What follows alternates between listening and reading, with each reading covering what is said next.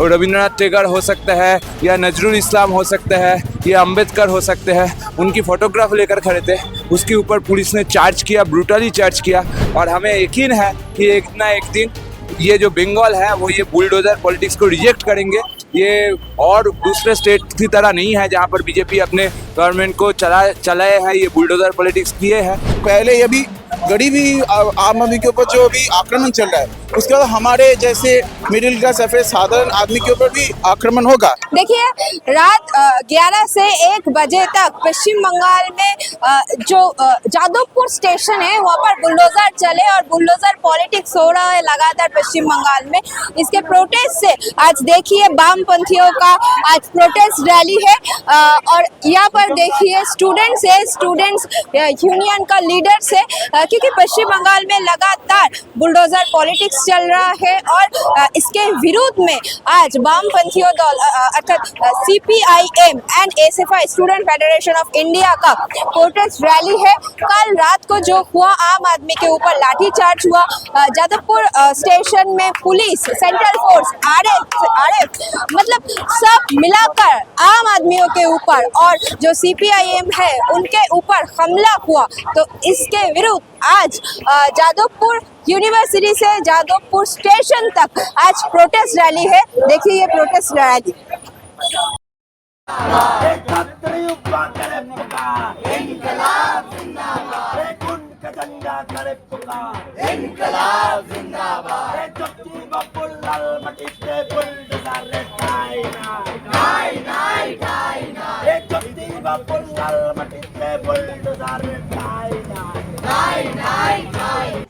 कल रात 11 से 1 बजे तक जादवपुर स्टेशन में जो हुआ, मतलब उसके बाद आप लोगों का बुलडोजर पॉलिटिक्स के ऊपर प्रोटेस्ट चल रहा है। तो क्या कहना चाहेंगे? ये तो बुलडोजर पॉलिटिक्स लगातार पश्चिम बंगाल में चल रहा है, प्रोटेस्ट कर मतलब कुछ भी नहीं हो रहा। देखिए, जादवपुर एक मतलब मिसाल बन के रहेगा, क्योंकि जादवपुर में पहले दिन जब बुलडोजर लेके आया और जो हॉकर्स है उनको वहाँ से हटाने की कोशिश की, तो जादवपुर की जो आम जनताएं है, जो लेफ्ट एक्टिविस्ट्स है, जो स्टूडेंट्स ऑर्गेनाइजेशन है, वो सब मिलकर एक साथ एकजुट होकर खड़े रहे और बुलडोजर को वापस भेजा। पहले दिन वो लोग असमर्थ रहे हॉकर्स को वहाँ से हटाने में। दूसरे उस दिन हमारे साथ रेल की जो अथॉरिटीज़ है उसका एकदम स्पष्ट कॉन्वर्सेशन हुआ था कि 88 की एक हाई कोर्ट की एक्ट है जहाँ पर ये कहा गया है कि रिहेबिलिटेशन के बगैर हॉकर्स को किसी जगह से हटा नहीं जा सकता। तो उसी को लेकर हम लड़े और जो GRP है, जो रेल अथॉरिटीज़ है, वो हम लोगों को बताया कि कोर्ट खुलने की बाद 21 दिन का एक टाइमलाइन वो लोग हमें देते हैं, जिसके बाद हम अगर वो एक्ट का हार्ड कॉपी प्रोवाइड कर सके तो किसी भी हॉकर के ऊपर कोई भी अटैक नहीं होगा। लेकिन वो इतना झूठा मक्कार एक सरकार है, इसका प्रूफ हमें मिला, क्योंकि येस्टरडे वो लोग प्रिजन वैन्स लेकर आए, अपने CRPF को लेकर आए, टीयर गैसेस लेकर आए और वहाँ पर जो लोग खड़े थे हॉकर की साथ में, जो लेफ्ट एक्टिविस्ट थे, जो स्टूडेंट ऑर्गेनाइजेशन के लोग थे, जो अपने संविधान का प्रीएम्बल लेकर खड़े थे, जो अपने संविधान को लेकर खड़े थे, जो इस देश का जो मतलब आइडियल पर्सन्स है, वो रविंद्रनाथ टैगोर हो सकता है, या नजरुल इस्लाम हो सकता है, या अंबेडकर हो सकते हैं, उनकी फोटोग्राफ लेकर खड़े थे। उसके ऊपर पुलिस ने चार्ज किया, ब्रूटली चार्ज किया। हमारे all India general secretary comrade Srijan Bhattacharya को अरेस्ट किया गया है और हमारा senior leftist leaders comrade Sujan Chakraborty और सारे लोग क्रिटिकली इंजर्ड है। एक theatre practitioner, famous theatre practitioner Jayraj Bhattacharya, उनकी हेड सर फूटा गया है उनका। तो ये हालत बना दी गई पुलिस ने, लेकिन फिर भी वो लोग जीत नहीं सके, क्योंकि वो लोग शायद कुछ बिल्डिंग को तोड़े हैं, कुछ घर को तोड़े हैं, लेकिन रेल स्टेशन के ऊपर जो हॉकर्स बैठते हैं उनको अभी कुछ नहीं कर पाए हैं। पाल बाजार की वहाँ पर जो भी ऐसे बस्तियां हैं जिनको वो तोड़ने की बात किए थे, उनको कल तोड़ नहीं सके। जो हमारा एकजुट होकर जो लड़ाई था उसमें उनको रोक दिया गया है।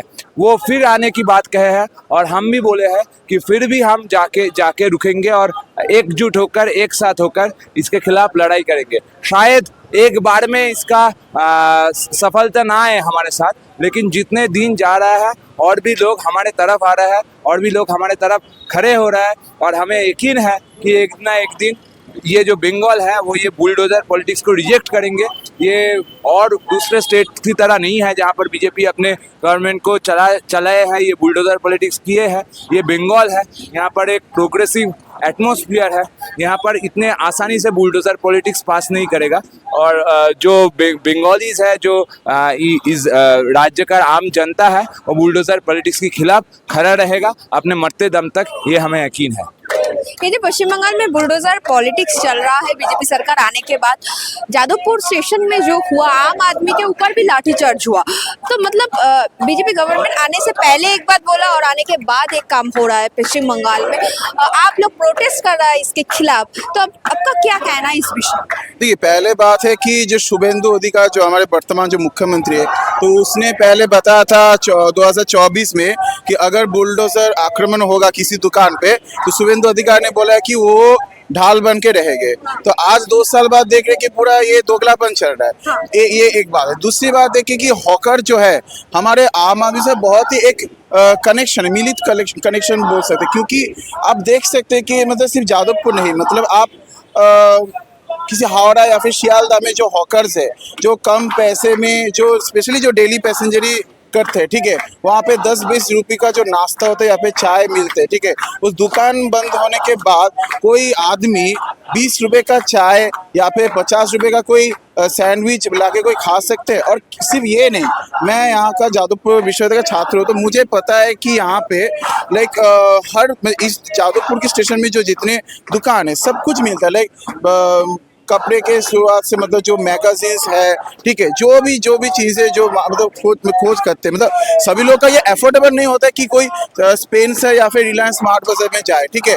कोई भी लोग मतलब चाहे सस्ते या फिर अफोर्डेबल के हिसाब से गड़ियाहाट या फिर एस्प्लैनेड में जाते हैं, वो भी सामने आएगा कि जितने दुकानें वो भी तोड़ देगा जाएगा। तो अभी जादवपुर में पूरा नहीं, कुछ हिस्से ऐसे हुआ है। तो आप देख सकते हैं कि जो हॉकर्स का जो दुकान है, ठीक है, हॉकर्स के दुकान के साथ जो आमद इतना अच्छा कनेक्शन है, उसके ऊपर ये हर एक रोटी रोजगारी एक चलते, ठीक है। महीने का जो सामान का जो उसका जो भरण पोषण का जो क्या होता है रिस्पॉन्सिबिलिटी, ठीक है, उसके ऊपर बहुत लोग अभी भी डिपेंड करते हैं, ठीक है। लेकिन ये जो बुलडोजर आक्रमण जो चल रहा है, ठीक है, तो मतलब साधारण आदमी के ऊपर भी जो आक्रमण हो रहा है, ठीक है, मतलब ये मतलब जो वोटर्स लोग मतलब नहीं सोचे हैं कि स्पेशली क्या है ना कि जैसे ऑलरेडी अदर स्टेट्स में भी ऐसे हो रहा है, तो हमारे आम आदमी लोग ने ऐसे सोचा नहीं था कि हमारे ऐसे होगा। लेकिन हम लोग जैसे पॉलिटिकल जैसे अवेयरनेस हम लोग को पता है कि ऐसा हो सकता है, और ये हम देख रहे हैं कि मतलब ऐसा परिवर्तन हुआ कि मतलब 1 साल के 1 महीने के अंदर ही पूरा चेंज कर रहा है। तो अभी इसका क्या असर पड़ रहा है, तो अभी सब लोग देख रहे हैं। तो यही मतलब वही मैं बोलना चाहता हूँ कि जो लोग अभी जो देख रहे हैं, यही मैं बोलना चाहता हूँ कि पहले ये भी गरीबी आम आदमी के ऊपर जो अभी आक्रमण चल रहा है, उसके बाद हमारे जैसे मिडिल क्लास या फिर साधारण आदमी के ऊपर भी आक्रमण होगा। लेकिन कब होगा, क्या होगा, वो किसी को पता नहीं। बीजेपी सरकार आने के बाद लगातार बुलडोजर पॉलिटिक्स पश्चिम बंगाल में चल रहा है, और कल रात को हम लोग देखा ये जो 11 बजे से 1 बजे तक मतलब आम आदमी के ऊपर भी लाठीचार्ज हुआ। तो पश्चिम बंगाल में ये जो नया स्थिति है, नया सरकार आने के बाद, इस विषय में आपका क्या कहना है? क्योंकि टीएमसी गवर्नमेंट चले जाने के बाद हम लोग सोचा था कि नया कुछ होगा, अच्छा कुछ होगा, बट नहीं हो रहा है। টিএমসির যখন সরকার ছিল, আমরা এই গোটা নির্বাচনের সময় আমরা একটা কথা বলেছিলাম যে মিডিয়া থেকে শুরু করে সর্বত্র একটা প্রচারের চেষ্টা করেছিল বিজেপি, যে ভয় বাদ দিয়ে ভরসা আনার জন্য চেষ্টা করা। অথচ শুধুমাত্র কালকে যাদবপুর নয়, এর আগে গত 2 সপ্তাহ 2.5 সপ্তাহ ধরে যবে থেকে সরকার তৈরি হয়েছে, নতুন সরকার, তারপর থেকে আমরা বুলডোজার শব্দটা রোজকার খবরের চ্যানেলের শব্দ হয়ে গেছে। প্রত্যেক দিন রেল থেকে শুরু করে স্ট্রিট হকার, বিভিন্ন পেশার সঙ্গে, বিভিন্ন হকার পেশার সঙ্গে যারা যুক্ত রয়েছে তাদের রাত কাটছে একটা আতঙ্কে যে আগামীকাল আমার ঘরটা বা আমার দোকানটা থাকবে কিনা। আমরা বলছি গোটা ব্যবস্থাটা আসলে বড়লোকদের সুবিধা করে দেওয়ার জন্য এবং গরিবদের পেটে লাথি মারার জন্য। তৃণমূল সরকারের আমলেও বামপন্থীরা লড়াইয়ে ছিল গরিব মানুষের কথা নিয়ে, গরিব মানুষের অধিকারের জন্য। আজকেও আমরা তাই রয়েছি। কালকে আমাদের সর্বভারতীয় সম্পাদক আমাদের সংগঠনে সৃজন ভট্টাচার্য এই মাত্র বেল পেয়েছে। শুধুমাত্র তিনি অ্যারেস্ট হয়েছিলেন এরকম নয়, আরও বামপন্থী কর্মীরা এবং তার সঙ্গে ওই অঞ্চলের ট্যাক্সি চালক, সবজি বিক্রেতা, সেরকম কিছু মানুষকে অ্যারেস্ট করা হয়েছিল।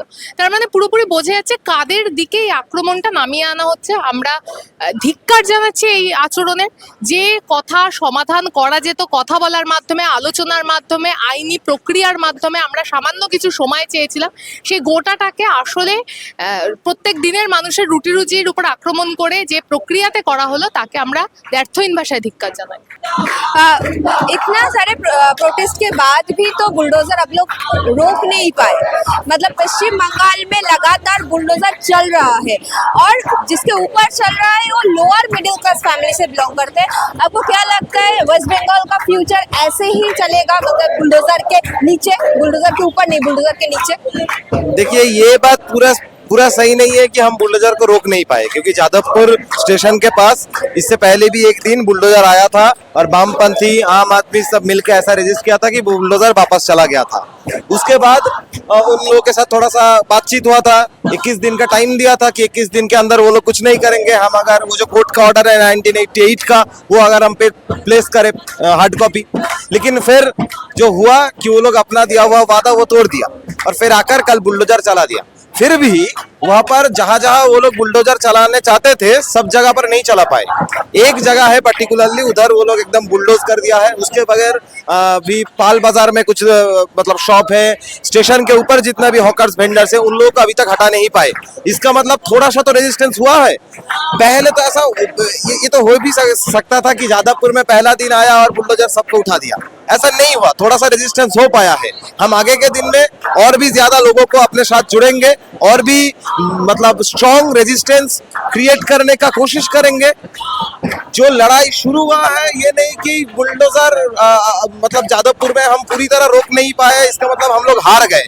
हाँ, थोड़ा सा सेटबैक है, लेकिन यहाँ से जो लोगों को हम लोग इकट्ठे किया है, मतलब जंग के मैदान में जो यूनिटी, बहुत अलग अलग वामपंथी पार्टी, कांग्रेस पार्टी, जंग के मैदान में सिर्फ वामपंथी आई है, सिर्फ वामपंथी आई है। जंग के मैदान में 80 MLA टीएमसी का है, लेकिन बीजेपी का बुलडोजर पॉलिटिक्स के खिलाफ वो लोग कुछ तो कर नहीं रहा है। वो लोग अपने अंदर खेल रहा है कि कौन टीएमसी पार्टी का स्टेक होल्डर होगा, कौन टीएमसी पार्टी का मालिक होगा। लेकिन जंग के मैदान में, रेजिस्टेंस के मैदान में, बीजेपी का पॉलिटिक्स की रोकने के मैदान में सिर्फ वामपंथियों है, अलग अलग धाराओं के वामपंथियां है, सब लोग यूनाइटेडली बुलडोजर को रजिस्ट करने में लगे हुए हैं। आपको क्या लगता है रोक पाएंगे ये बुलडोजर पश्चिम बंगाल में आप लोग? देखिए, अभी तो शुरू हुआ है, ऐसा नहीं कि ये लोग का जो बुलडोजर राज है वो एकदम कयामत तक चलेगा, ऐसा तो नहीं होगा।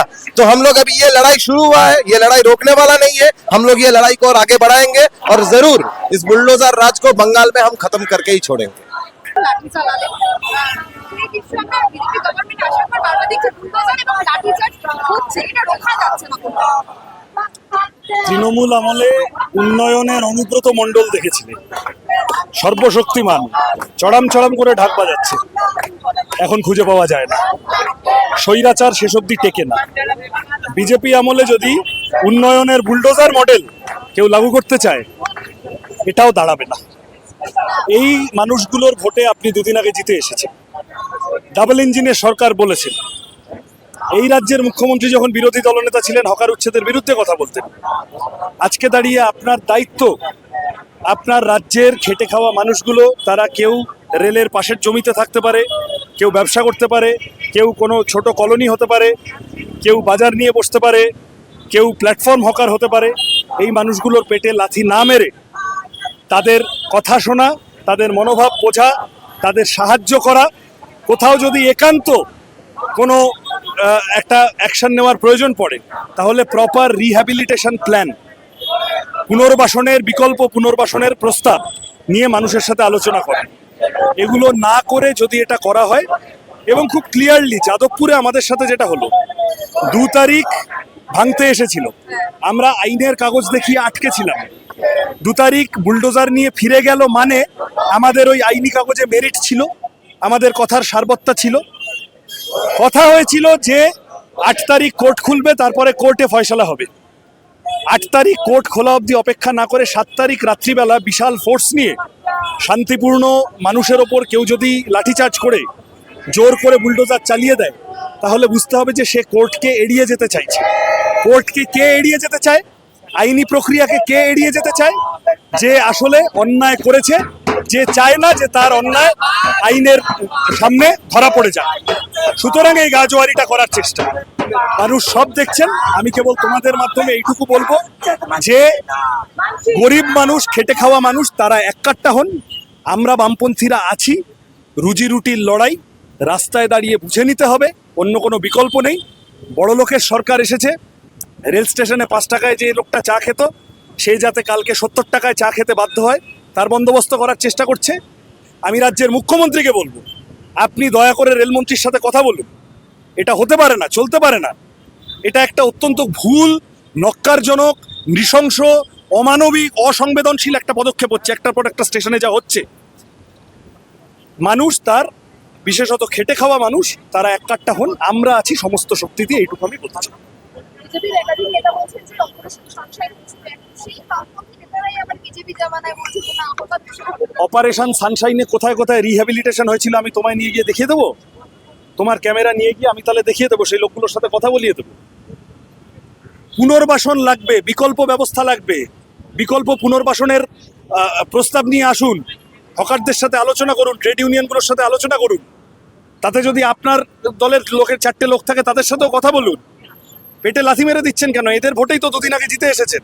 সজল ঘোষ দাদা কোট আনকোট বলছে যে যারা হকার আছে তারা কেউ গরিব নয়, গরিব বলে তাদেরকে মাথায় তাদের দোতলা তিনতলা বাড়ি তাদের দুতলা তিনতলা বাড়ি আছে। একদম ঠিক কথা বলেছেন।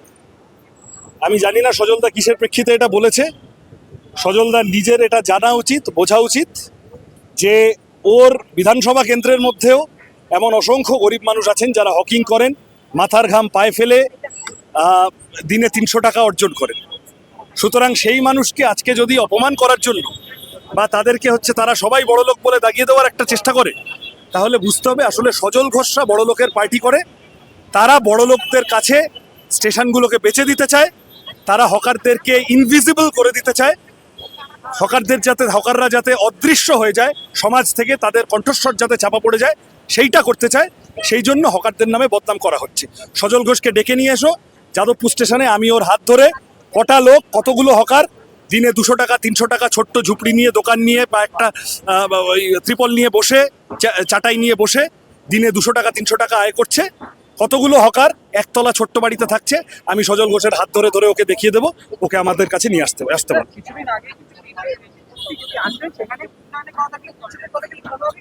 ওই তো অন্যই তো বললাম, উন্নয়ন হবে, খুব ভালো কথা, সবাই চায়। সেই উন্নয়নের সুফল কে পাবে? আদানিরা পাবে? উন্নয়নের সুফল বড় বড় কোম্পানি, ফ্র্যাঞ্চাইজ চেন যারা স্টেশনে বড় বড় দোকান লাগাবে তারা পাবে? নাকি উন্নয়নের সুফল রাজ্যের গরিব মানুষ পাবে? উন্নয়নের সুফল দেশের গরিব মানুষ পাবে। গরিব মানুষের উন্নয়ন কোনটা এইটা দেখতে হবে তো, বুঝতে হবে তো। কারণ ভোট চাওয়ার তোমার সময় তো তুমি এই গরিব মানুষগুলোর কাছেই যাও। তখন তুমি সেলুনে ঢুকে গরিব মানুষের দাড়ি কামিয়ে দাও ভোট চাওয়ার জন্য। তখন ঢুকে যে তার বাড়িতে ঘুঁটে দিয়ে দাও, তার ঘরে রান্না করে দাও তার ভোট চাওয়ার জন্য। আর ভোট মিটে গেলেই তুমি সেই লোকগুলোর পেটে লাথি মারবে। উন্নয়ন খুব ভালো কথা, কিন্তু বুলডোজার দিয়ে উন্নয়ন হয় না, সেই উন্নয়ন সাস্টেনেবল হয় না এবং মানুষের মনে রেখাপাতও করে না।